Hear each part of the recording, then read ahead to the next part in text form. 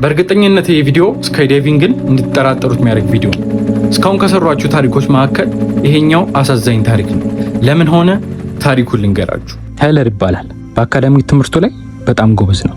ሃይስኩልን በጥሩ ውጤት ጨርሶ ተመርቋል። የዩኒቨርሲቲ ስኮላርሺፕ ደርሶት ባዮሜዲካል ኢንጂነሪንግ ለመማር እየተጠባበቀ ነበር። ባዮሜዲካል ኢንጂነሪንግ ለምን መረጥክ ሲባል በፊት ሰረብራል ፖሊሲ የሚባል በሽታ እንደነበረበትና ሲያድግ በሕክምና ለውጥ እንዳመጣ ይናገራል። በዛም ምክንያት እንደሱ አይነት በሽታ ላለባቸው ልጆች እንክብካቤ ለመስጠት ነበር የሚለው። የሆነ ጊዜ የአንዱ ጓደኛው ልደት ስለደረሰ ጓደኞቹ ለምን ስካይዳይቭ አናረግም ብለው ሀሳብ አመጡ። ቢፈራም አዲስ ነገር መሞከር ስለፈለገ ተስማማ። ወደ ቤቱ ሄዶ ለእናቱ ሲነግራት እናቱ ከሱ በላይ ጓጓች። እኔም አብሬያችሁ ልምጣና ፎቶ ላንሳችሁ አለችው። እሱም እሺ ችግር የለውም ብሎ ተስማማ። ከቀናቶች በኋላ የጓደኛውን ልደት ደረሰ።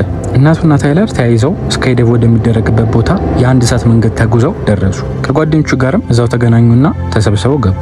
ታይለርና ጓደኞቹ ሚሞሊ ፎርም ስለነበረ ሞልተው ለአንድ ዙር ለመዝለል $100 ከፍሎ መዘጋጀት ጀመሩ። ታይለር ጓጉቷል፣ ፈርቷል።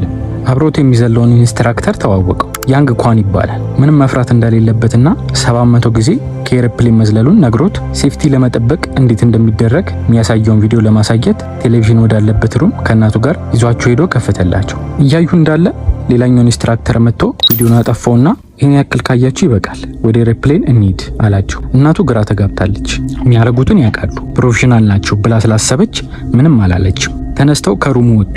ኤርፕሌኑ ለመብረር እየተዘጋጀ እንዳለ ያንግ ኳን ታይለርን ቪዲዮ መቅረጽ ጀመረ። Miss Tyler Turner? What do I do here?